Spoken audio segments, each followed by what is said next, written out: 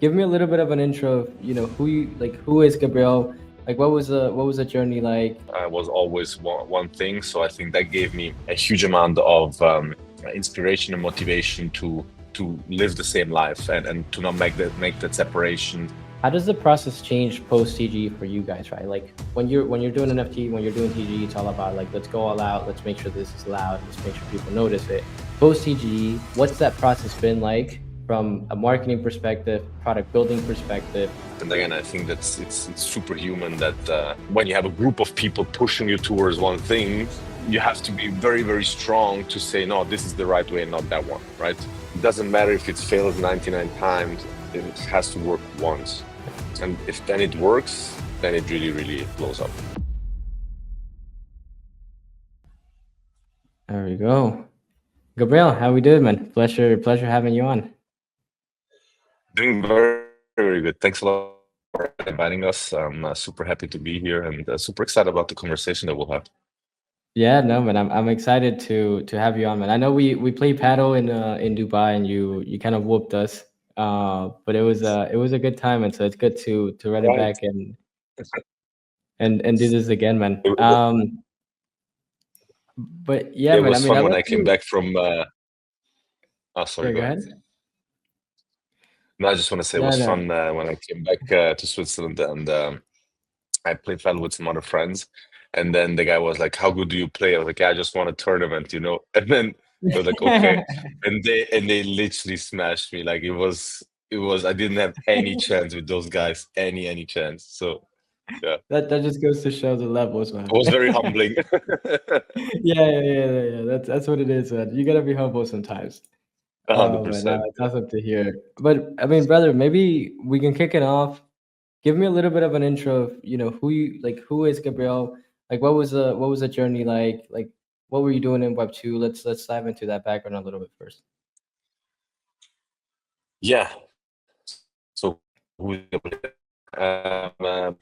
I mean, born in an entrepreneur family. So literally 1 year after my parents built their company, I was born. So the whole journey from starting the seller to having 150 people all over the world with our parents. Same as my brothers when they then were born. We're always traveling with our family, and then also having business meetings. So it was always for me a bit normal to have like that, not that separation of life and work was always one thing. So I think that gave me a huge amount of inspiration and motivation to live the same life and to not make that separation between life and work. And as you can see, I mean, I was just mentioning before, I'm in Ibiza for my mother's birthday. We're here a few days, but kept working, kept having meeting and so on. So I think that was really, really good, and that's a very good foundation to actually then build being an entrepreneur at the end of the day. I studied business management, so fairly classic university path.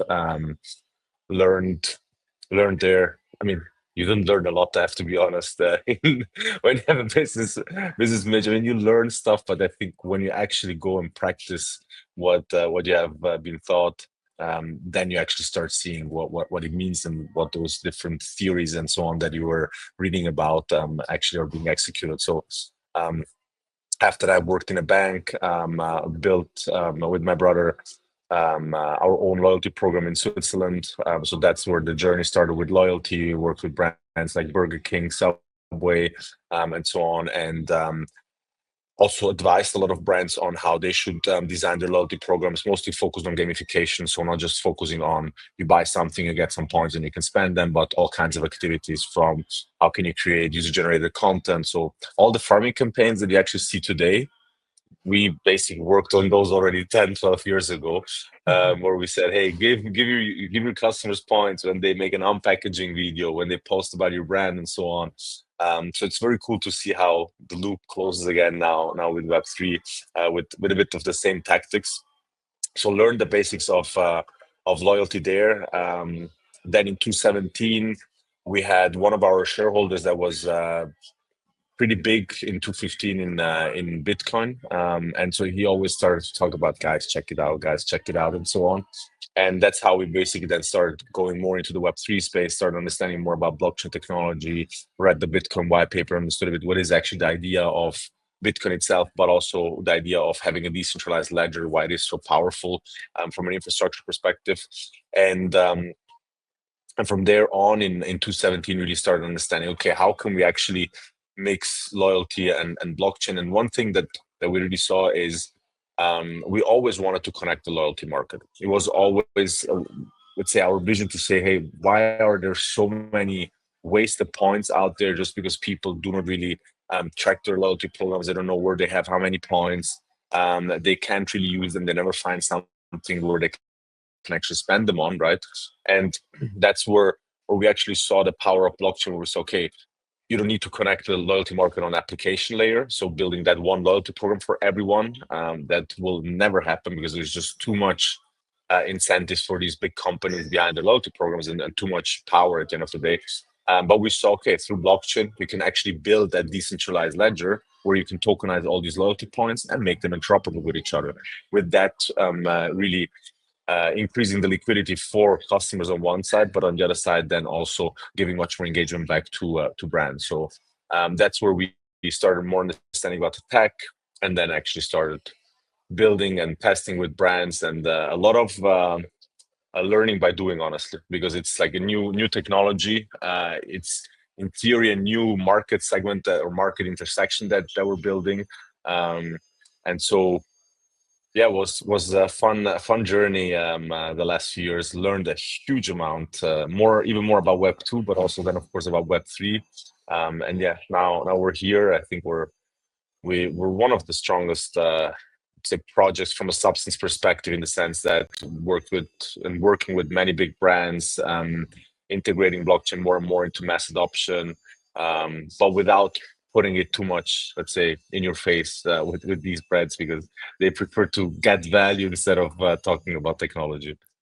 Yeah, yeah, no, that's awesome, and I want to dive into the big partnerships later on, because I think it's from a Web3 perspective, you don't see a lot of these companies partner up with these big institutions like you guys are. So I want to dive into that in a little bit.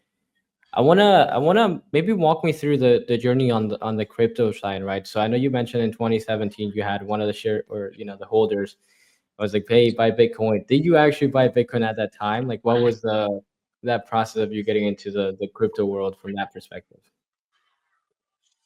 I mean, we as brothers, yeah, we bought some BTCs together, but it was honestly, I think what attracted me mostly was the technology, and it's honestly still is the technology itself, like that infrastructure that is so powerful, and that logic of decentralization.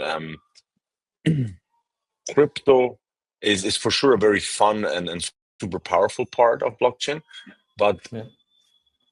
for me, it is the future is blockchain driven. It's not crypto driven, in the sense that you don't have to create a tradable token for every asset you want to tokenize and you actually want to put on chain. So I think that was always the main driver that actually pushed us, and not that much the crypto side. I mean, BTC itself is amazing piece of work, in the sense that it is literally digital gold, right? It's technological digital gold, and I think that's super fascinating. But true power really comes from the decentralized technology itself, where you don't need to trust that one single party to have all the, let's say, all that data flows that are actually working, but okay, it's a network of different entities, and it gets stronger the bigger it gets, and it gets more secure the bigger it gets. So I think that was the Yeah. one thing that was driving us more. Yeah, that's interesting, man. And I think a lot of people got in it because of the same reason. A lot of them got in because they want to make money. But I think coming from an entrepreneurial family, like maybe kind of like the thought process was a little bit different. So obviously you came from the entrepreneurial family. The business has grown. When you were growing up, did you have any mentors that you looked up to in any way, or was it mainly just your parents, kind of like them growing and running the businesses? I mean, mentors, I would say, I mean, we got on board over the last couple of years, very strong shareholders, very strong token holders. we have people on board that had loyalty positions, at American Express, Walmart Plus, now at JP Morgan Chase, one of our token holder and shareholders. So they give you a huge amount of know-how because they show you a bit behind the curtains what is going on. We have very, very strong, again, shareholders and token holders. One of them is in the board of PayPal. So it's like there is a lot of influence coming from that side. I would say that that's very, very practical advice that we get there, and we can always go, with some decisions that we have to take, and we're maybe not sure in which direction we're going. It's super, super good to have actually those people around you, right? On the other side, of course, I mean, I don't know if every entrepreneur does that, but at least for myself, I always look up to Jeff Bezos, to Elon Musk, to a Mark Zuckerberg. For me, those people that are really, build technologies that we use every day. Steve Jobs, of course, not to forget. It's crazy and it's super inspirational. I mean, what they did, how they changed the world, how much value they generated for the world. I think that's really something that inspires me a lot, and honestly pushes me to the same way as an entrepreneur to really make, sounds a bit cheesy, but to make the world a better place, and to really, the more value you can give to a lot of people, I think the more proud you can be of actually having achieved something really, really big. And that's also where, let's say, the money topic, as you asked before, crypto, or let's say blockchain technology itself.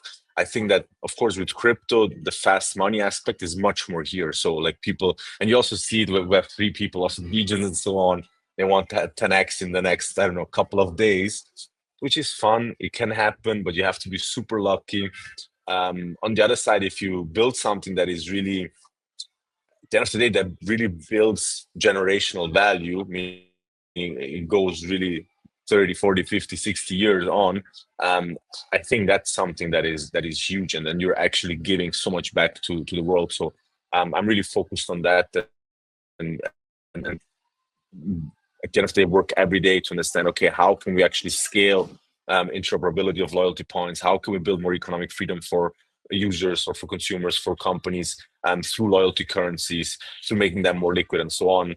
That's for me let's say the main focus, and that's also where I get all the inspiration from.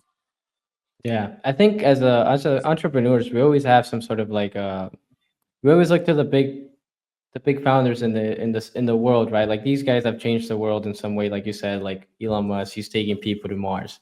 You have Jeff Bezos, he completely changed the marketplace for how people buy groceries, buy items, etc. And I think having sort of like that North Star that you look forward to is something that drives you forward a little bit. It goes back to competition as well, which is something that's interesting. But I wanna understand, right? So obviously you started kind of like the loyalty program in the Web2 world, running for, you said, Burger King and a couple other bigger names. How has it been different from a Web3 perspective, right? How do you build a sustainable business in a market that shifts and it's very up and down, right? Like when you look at the crypto Hmm. market, you're talking 10% moves on an hourly basis, daily basis, depending on where you're Yeah. at. How do you stay consistent, and how do you build a sustainable business model on the current market sentiment? Hmm. I mean, so I think there was a bit of a back and forth in the last few years for us, in the sense that we, and I think it happens to all the Web3 entrepreneurs, in the sense that you get a bit into that flow of thinking about the crypto market and those up and downs and so on, and putting a lot of technology in the, let's say, in the sales pitch. When you want to approach someone, right, you talk about how strong is blockchain and how cool is crypto and all of that stuff. And we learned over the last couple of years that the less you talk about it, the better you actually sell to big companies. So basically started removing, like 2 years ago, we started removing blockchain from all the decks, and really just talking about the value that we're generating for these companies. And I think that that's, at the end of the day, where you should go as an entrepreneur. You have this amazing technology that you're using, and it doesn't matter if it's blockchain, AI, or whatever it is, right? It's more about that people buy value and don't buy technology. And that's where you have to figure out what value am I actually generating, right? For which customer. And we focused a lot on that. And that's where we actually saw sales picking up, brands coming on board, picking up, and so on, because we were not anymore talking about the tech itself, but we're actually talking about what kind of value we can provide for these companies, and that changes the game completely. And in that moment, you also don't think about the movements of a crypto asset, right? But you actually think about the value that you're providing to that company, and I think that's the foundation to build a sustainable business, and in general. So not just in Web3 and compared to Web2, I think it's in general, when you work with new technologies, you should always focus on the value and not on the tech itself. And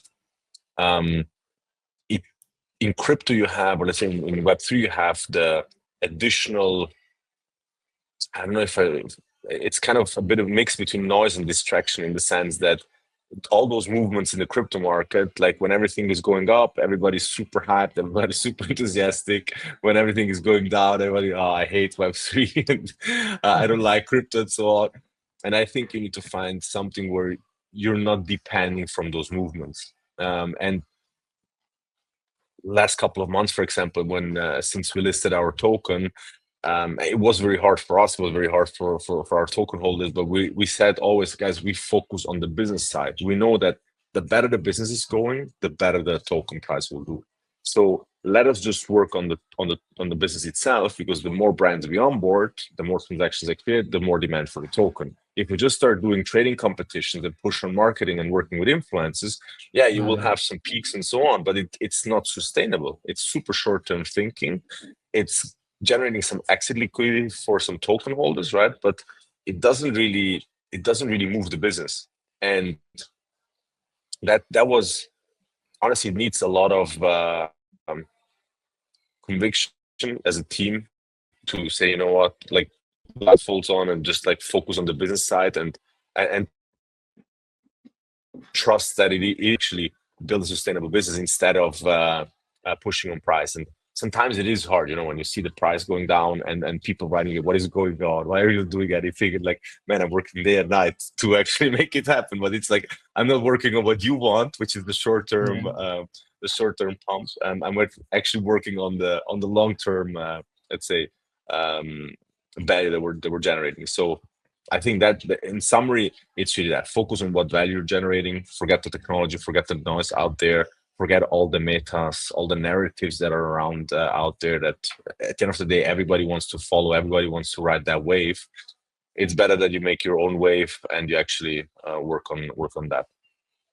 Yeah, man. And I think you said 2 points that are very valid, which is, number one, these big companies don't care about the tech, they care about what value they get. And that's, business principle 101. Like, as a consumer, I care about myself. I don't care so much about the company. I care, like, what am I getting in return, right? So like, that's kind of business 101, which I fully agree with.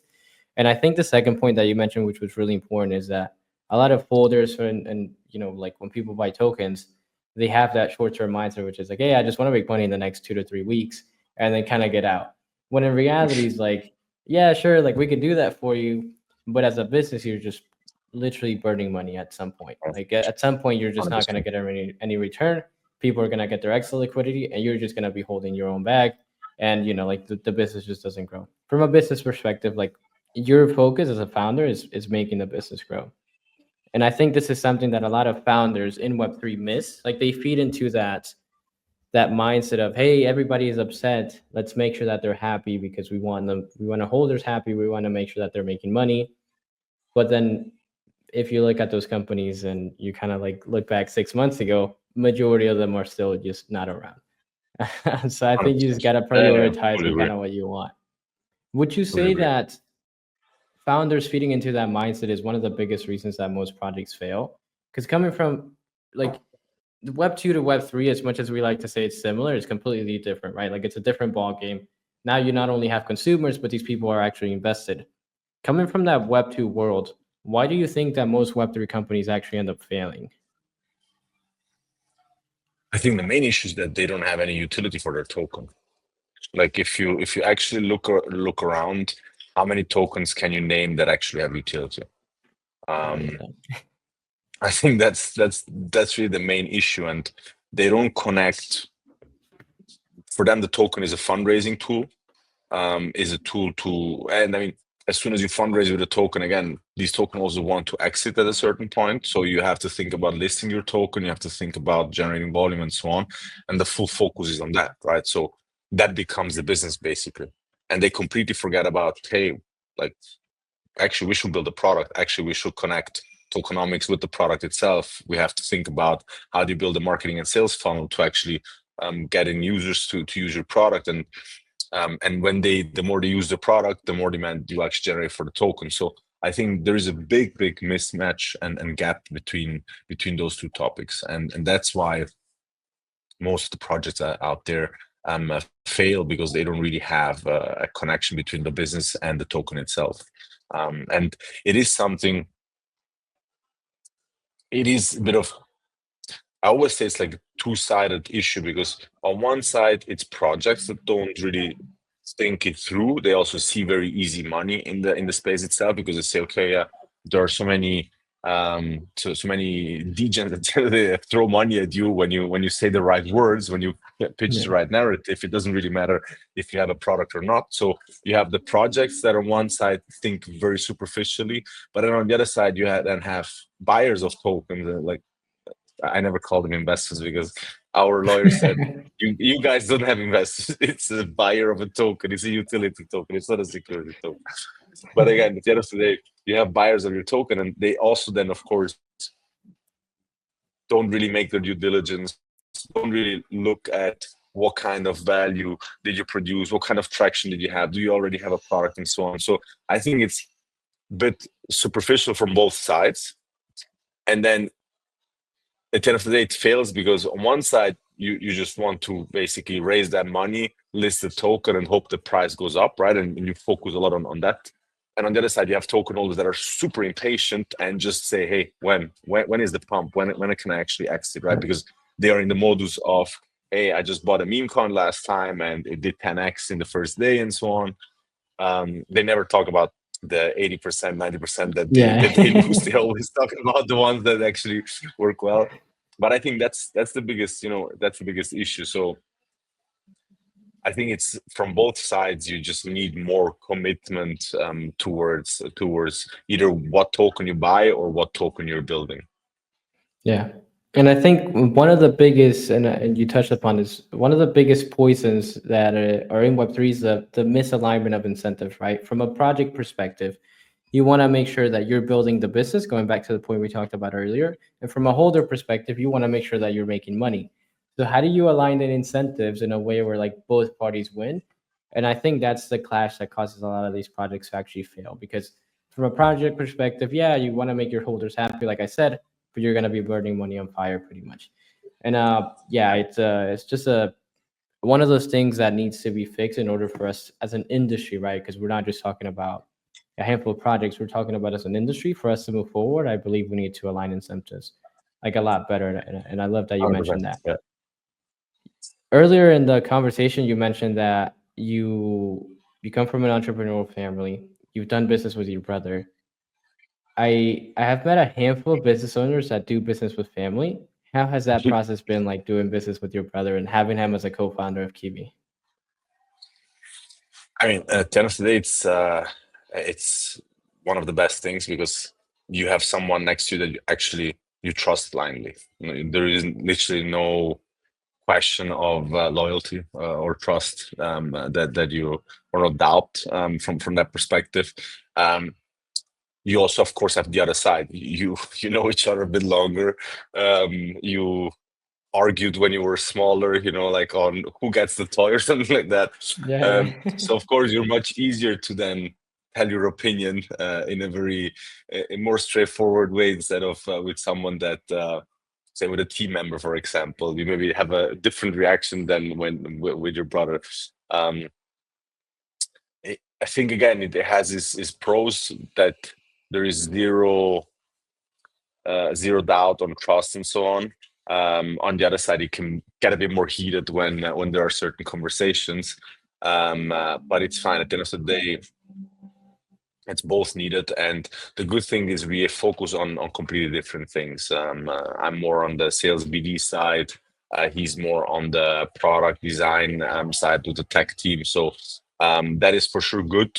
but you always have those intersections where you have that conversations, and it's also normal that you don't always have the same opinion. I mean, it would be bad if both have always the same opinion, then there wouldn't be any conversation, right? But and there are certain, topics that are resolved super fast where we check it out, and then there are certain topics where we're both very stubborn on our ideas and how we would decide, and then the conversation gets a bit more heated. But I think, and we're also South Italians, so even more passion in the whole conversation is in there. Yeah, you need to be, man. And I think that's interesting. I talked to, well, actually, one of the first guests I ever had was the founder of Kevin from Final Bossu, and he's also running the business from, like, with his two brothers, right? So he has two of them. You have one. So it's a lot. It's a lot. It's a very interesting kind of like dynamic. And I think, I mean, whether it's family or whether it's just a business partner, like I think you do need to have kind of like two people who do two separate things. And I think you doing business and BD and him doing operations, it's sort of like a great mix. And it's gone to show, right? Like you guys have like been very successful at what you guys have done. I wanna also ask, and you might have touched upon it a little bit earlier, but what's your drive to show up every day, right? So I know you touched upon it a little bit, but maybe I want to dive deeper into that. So, I mean, it's been a couple of years since you've been doing this with your brother and continuing to show up. Like, what's the drive behind showing up every day? Building something great. I would summarize it like that, in the sense that again, I think it always depends a bit how high you set the bar. The bar that we set ourselves, we aim, and we always think aim for the stars and land on the moon, in the sense that we say, you know what, if you look at these entrepreneurs like Jeff Bezos, Elon Musk, and so on that we talked before, how many people on this world use their products and how much value they're getting out of it. It is, and this maybe goes a bit into philosophical topic, what is the purpose in life and so on. And it's fun because we're discussing that the last few days also here with the family. And for me, like talking about myself, it is really about, at the end of the day, making the most of my life, in the sense that I want to leave a big stamp on this world. I want to be as useful as possible for this world. And that's really where the drive comes from, because we could cap Qiibee and say, you know what, we just do Switzerland or we just do Europe, and that's it. Like, it's fine. We make good money, or we can generate enough. We could build the business in a way where it will be a cash generator, right? And you would have a pretty nice life. You wouldn't have to worry about a lot of big problems and so on. The business will be let's say self-driving and so on. But it's not really. It gets boring at a certain point, and so the challenge is really in there. How can you scale that to a level where you literally can change the world with it, right? And in our case, it's really generating more economic freedom for people, because if we look at the amount of money that is behind loyalty currencies, and not a lot of people are aware of it, but we're talking about hundreds of billions of dollars. I mean, the amount of loyalty points that is locked in all kinds of accounts is around $500 billion. We're talking about the GDP of Switzerland, like big money, big money. And if you can unlock that and bring that back into the economy, then you can really say, hey, you actually, like, you generated actually a lot of value for this world, for consumers, for brands, and then yourself as a company, you take a small cut and you also make money out of it, so that token holders, shareholders are happy. I think that's a huge motivation for us and for me, and that's also why you can actually wake up every day and push hard and never get bored or get tired out of it. I mean, of course, there are certain periods where, like, you work so hard every day where you say, okay, you know what, like, now I need 2-3 days just to, Yeah, I need to go to chill a Ibiza bit, for 2 calm down. days. Yeah, right. I don't know if There we that's too go. much chill. No, but it's fun, because I also met here some token holders from us. So it's fun, because that's why I'm saying, like, Beautiful. it's you're never doing only like holidays. I don't even want that, to be fully honest. Like it wouldn't fulfill me to just say, you know what, I'm doing now a weeks of holidays. Team, please leave me alone. Don't write me any messages. Or I check every day my emails. I check every day Slack to check out with the team what is going on. I do calls during holidays. That comes also from how we grew up with our parents, right? But I think you need to have a bit that you need to have that drive where you say, okay, this is my purpose, this is my mission in life, and I wanna do everything possible to actually achieve it. The worst is, is if you look back and you say, shit, I regret that I didn't do this and this.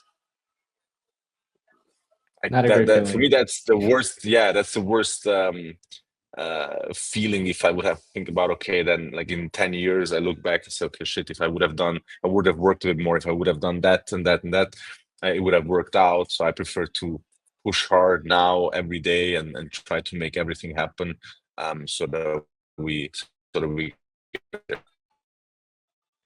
Yeah. And I think the most, and I had this conversation with Leon from Unfungible, the most successful founders in the world and the most successful companies, they always have like that big mission, right? And it's like, it's something that drives you, right? And it's something that drives the team, because like there's no way to run a team without having that big mission, right? And I talked with them. It was a conversation about how their mission was misaligned with the team. But I think, yeah, as a founder, as a company, you always have to have that big mission to kind of act as a driver, right? And like going back to the point we talked about earlier, is like you look forward to, or you look up to these founders, Jeff Bezos, Elon Musk, these guys. And when you think Mhm. about them, Elon Musk is like, I want to take population to Mars. Like I want to build a new planet, pretty much, right? Jeff Bezos is like, I want to change the world and in the ways that like how people buy items, which is insane to think of. So like changing the way that pretty much consumers interact with companies through loyalty programs and loyalty points, like that's obviously that's a big mission, and I think you guys are well on your way to that. And the reason why I say you guys are on your way to that, it's like it kind of drives into the next question, which was, you guys have close, really big partnerships. How has that process been, right? Like, do you guys have these connections before? Like, how has it been closing and working with, you know, Mhm. like the big names in the world? I mean, it happened. It happened a lot through network. So like talking with the right people and then getting to it. Um, but I have to say, I think the main driver was really, as I mentioned before, taking away that focus on tech. And we had that the first few years, like um, when we had the first MVP of our tech, and it was literally just our own chain plus the API. We were telling brands, "Hey, look what you can do! Amazing things with blockchain technology, and you can do this use case and this use case, and so." And showing them all kinds of things. Here's our API. Just use it and do whatever you want, right? And then we saw, okay, super difficult that brands actually adopt it, because they don't have the time, they don't have the know-how internally, they don't have the resources to actually test different use cases and understand what is good for them. So at a certain point we really shifted the focus and said, you know what, let's take one use case that we see that actually generates value by having all these conversations with these brands, right? And let's build the full tech stack. So that's where we built, actually on top of the API and so on, we built our rewards marketplace. We built all the dashboards and analytics that you can have in there. So literally, connecting with Miles and More today through our tech is a click of a button. Like we have different integration options, and it makes it so easy for everyone. For the big brands like Miles and More, but also for partners that came on board, like the partnership that we showed between Pudgy Penguins and Miles and More. Like for Pudgy, the integration was 10-15 minutes. Yeah. They literally just downloaded our Shopify plugin that connects them to Miles and More. Miles and More accepted it, and then it was up and running. So we really went away from tech-driven sales and telling brands, look how amazing you can use this technology, to actually saying, okay, let's clearly build the full use case, the full tech stack that they just have to plug and play. And I always make the example with, if you a very simple example, if you have a pizzeria and you sell 30 different pizzas, people don't know what to take, right? If you tell them I sell margherita, just like tomato mozzarella, then people know exactly there is one choice. If they want something on top, if they want some olives or something else, they can always tell it to you, and then you can actually adapt to it, right? And I really believe that it's the same with when you sell to companies or also to consumers. You have to have a very clear use case where you can provide all the value around it, and you're actually the best in it, right? If you provide all the things, it dilutes the performance that you can actually deliver, right? And you don't know actually who needs what, because you build so many things that, yeah, you might cover like a few needs and so on, but never so deep than somebody that actually focuses. And that's where I think it really changed the game for us. And we said, okay, we focus on one specific use case. It's just about loyalty partnerships. It's about making loyalty currencies interoperable. And we don't focus on, yeah, it could be cool to have a loyalty program with a crypto point, for example, right? Or it could be cool to create NFT memberships for loyalty programs, because there are so many different use cases that are actually interesting to check out, right?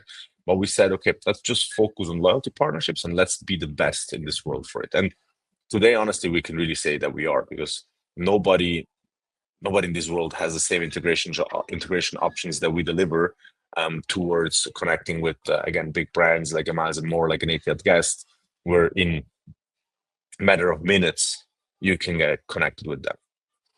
Yeah. Yeah, I think it comes back to simplicity, right? And we've touched upon this earlier, but a lot of companies try to sell the technology. They try to sell the big vision. This is what we're doing. People do not care about the technology. They just want to see, does it impact me? Does it serve me? Does it provide my consumers value? If it does, let's do it. Don't talk to me about blockchain. Like, that's the people want it simple. And I think you guys have done an amazing job at that. Thank you. I wanna switch it up just a little bit. When I talk to a lot of founders, they're always looking forward to like that one big event, right? So like we're talking like an NFT collection, we're talking the TG happening, and I want to ask you from a founder that's gone through that whole process. You obviously, you guys had the NFT, you guys launched TGE. How does the process change post TGE for you guys, right? Like when you're doing NFT, when you're doing TGE, it's all about like, let's go all out, let's make sure this is loud, let's make sure people notice it. Post TGE, what's that process been like from a marketing perspective, product building perspective? Like for any founder that doesn't know, that hasn't been to that process, like what's sort of your feedback to them?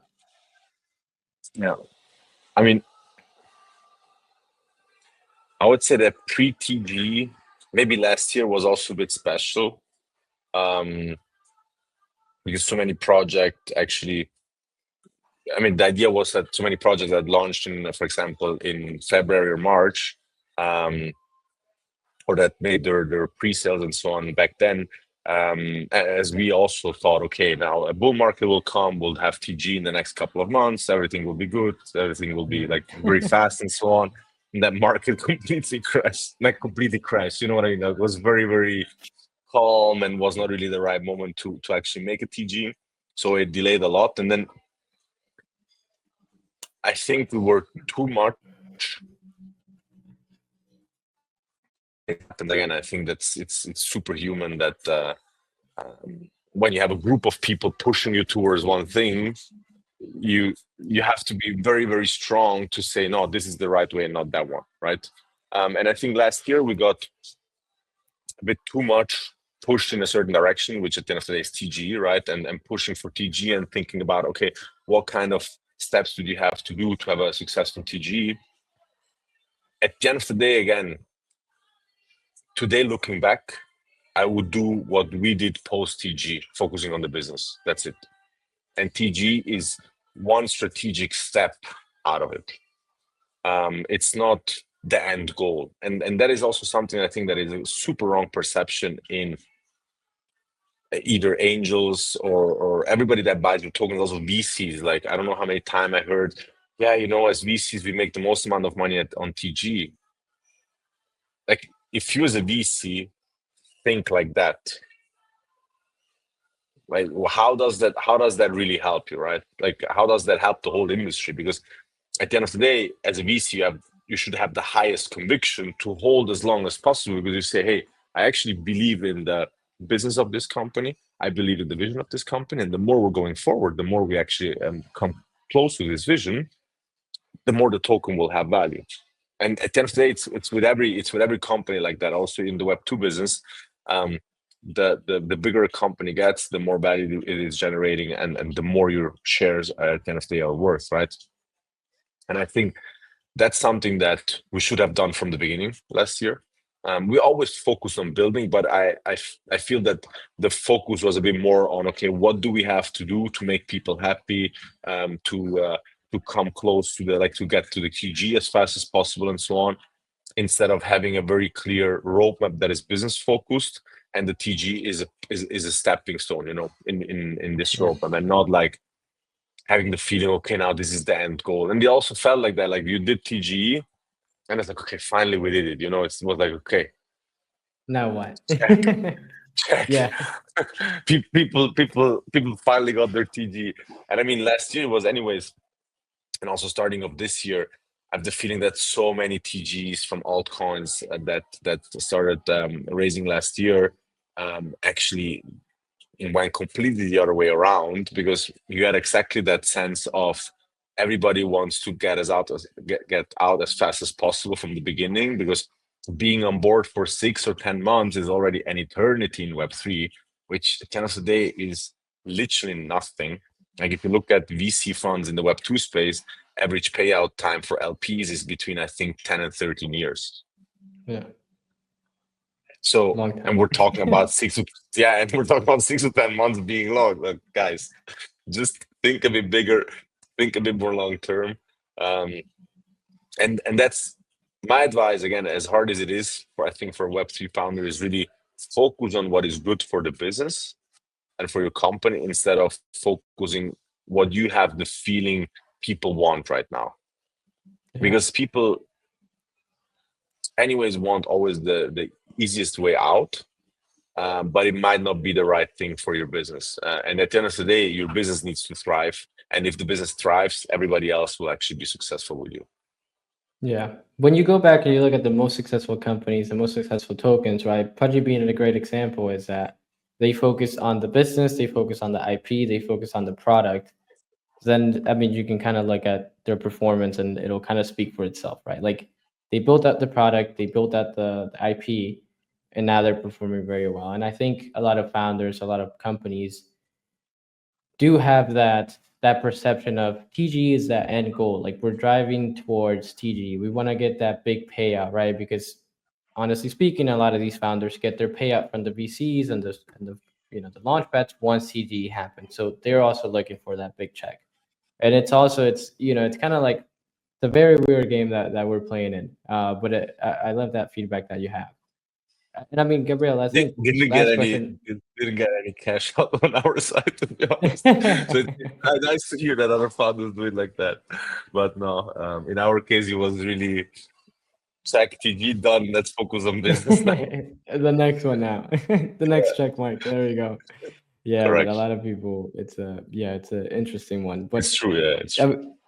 I think you have a very interesting story, man, and I think you've come from the right family and you have the right values. Obviously, the product is amazing. You guys are killing it.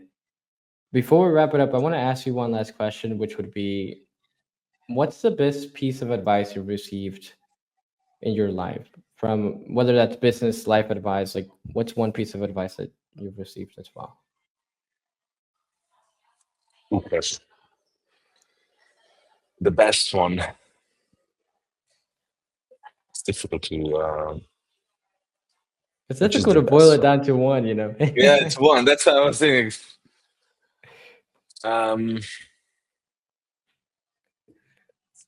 Honestly, I think that believing in yourself and not caring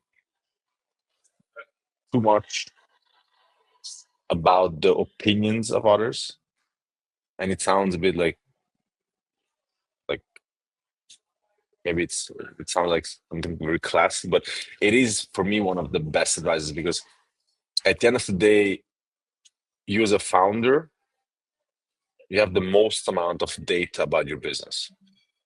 You're the one that wakes up every day, works in the business, talks with customers, talks with users, looks at the market, thinks about, dreams about when you're asleep, thinks about when you're in the shower or cleaning your teeth and so on. So like you're all the time connected to the business, and you most probably know the best in which direction you have to move next. And there is almost, I would say, nobody out there, if they didn't do it already before you at the end of the day, that can actually tell you how it can be done. And even more in Web3, of course, if you build an exchange, CZ will be able to give you a few good inputs, right? And because he built the biggest exchange ever, so you can listen to CZ and you can listen to his opinion because you're building exactly the same. You're building another exchange. But if you're building something completely new and you're actually creating a new market, you should focus on what you see makes sense and not listen to all the opinions that either say it doesn't work or they say how it should work. They don't have a clue, and you have to go against a lot of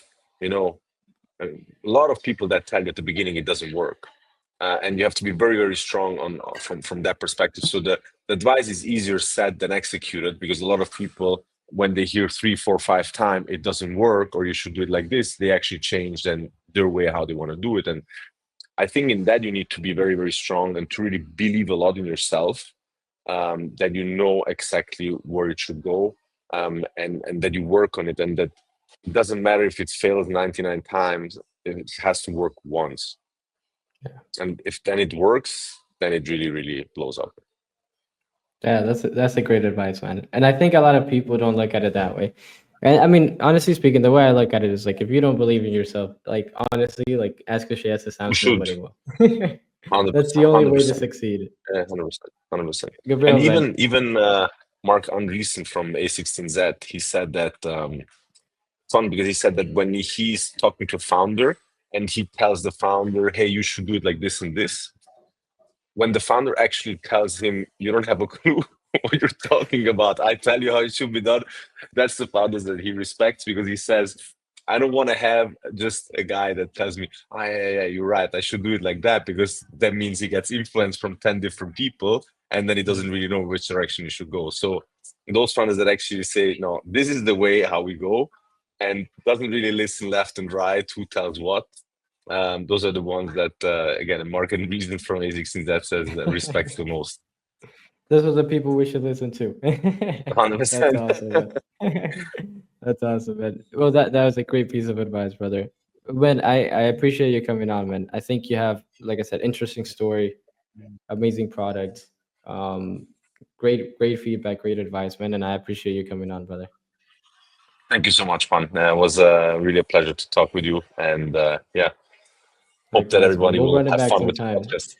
100%, man. 100%. I appreciate you, man. We'll chat soon. Thank you. There.